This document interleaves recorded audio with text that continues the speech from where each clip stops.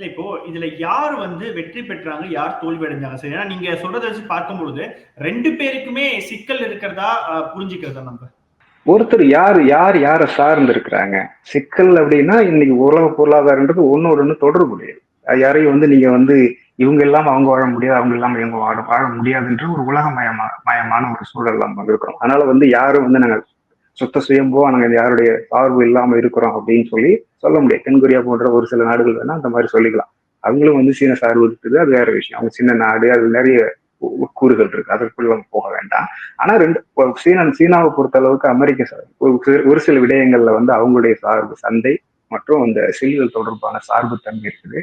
அமெரிக்காவை பொறுத்த அளவுக்கு அங்க உற்பத்தி ஆகக்கூடிய பொருள்கள் அமெரிக்காவில் நுகர்றது, அவங்களுடைய கடன் பத்திரங்களை இவங்க வாங்கி வைக்கிறது மூலமா சந்தையில அதுக்கான தேவைகளை கூட்டுறதுன்ற போன்ற பல சார்பு தன்மை இருக்குது. அப்ப 2 பேரும் ஒருத்தர் சார்ந்து இருக்கிறதால அவங்களால என்ன பண்ண முடியல, விலைக்கும் போக முடியல, சேர்ந்து இருக்க முடியாத ஒரு சூழலை எடுத்துக்கிறாங்க நம்ம புரிஞ்சுக்கலாம்.